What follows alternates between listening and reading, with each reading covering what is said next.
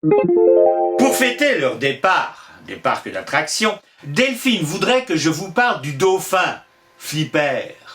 Vous vous souvenez? En grec ancien, Delphus désignait la matrice, et c'est la raison pour laquelle ils appelleront notre dauphin Delphis. En effet, le dauphin, c'est un mammifère. Ça ne pond pas d'œufs, un dauphin. En parenthèse, c'est sous la forme d'un dauphin qu'Apollon, protecteur des marins, entre autres, il protégeait tout le monde, va apparaître dans une ville pour lancer un culte. Et cette ville portera le nom de Delphes. Les Romains reprennent le Delphis grec et créent le mot Delphinus. Sauf que le peuple romain, même si c'est une faute, a tendance à prononcer Dalphinus. Et c'est ce Dalphinus qui va donner notre dauphin. Si vous suivez ces chroniques, vous savez que le AL plus consonne, donc Hals, a une fâcheuse tendance à finir par se prononcer O. Donc Dalphinus, dauphin. Certes.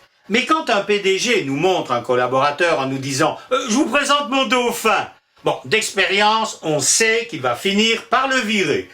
Certes, mais pas vraiment qu'il va le noyer dans un delphinarium. Bon, là, ça serait exagéré.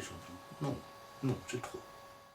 Au Moyen-Âge, les chroniqueurs croyaient que la ville de Vienne, en Isère, avait été fondée par des marins crétois, qui, souvenez-vous, étaient protégés par Apollon, qui adorait se présenter sous la forme d'un dauphin.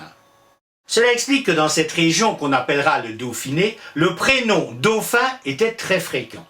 Dauphin, un prénom. Oui, c'est vrai que ça fait bizarre, il a pratiquement disparu. À l'inverse de son féminin, Delphine. Les comtes d'Albon, qui dirigeaient cette région, étaient surnommés les dauphins du Viennois. Alors pourquoi? Tout simplement parce que dans cette famille, on avait tendance à choisir dauphin comme second prénom. En 1349, le comte Humbert II décide de vendre son comté au roi de France. Et alors, dans l'accord, il estime que ce serait une bonne chose, en hommage à sa famille, si le successeur du roi pouvait porter le nom de dauphin. Aux grandes dames de toutes les delphines de l'Hexagone qui ont dû devenir républicaines, la femme du dauphin est la dauphine. Enfin, toujours est-il que dauphin a deux sens et une seule orthographe. Une seule orthographe? Moins, mais c'en est fallu de peu. Car en 1673, dans les cahiers Mézeray, où l'Académie réfléchit sur son orthographe, oui, l'Académie fut fondée en 1635. 38 ans plus tard, en 1673, elle réfléchit sur son orthographe. Et 61 ans après sa création, en 1694, elle publie son premier dictionnaire. Ben quoi? On n'est pas des bœufs. Voici ce que propose l'académicien Douja dans ses cahiers Mézeray.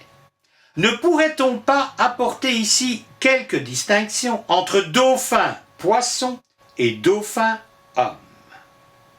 En 1680, Richelet, auteur du premier dictionnaire de notre langue, suggère l'inverse dans un exemple. Alors, dans un exemple seulement, sinon il met toujours PH. Mais dans un exemple, il met un F au dauphin poisson. Bon, finalement, aucun des deux n'aura gain de cause. Alors, quel effet ça fait, Delphine, de savoir que notre orthographe aurait pu être encore plus compliquée?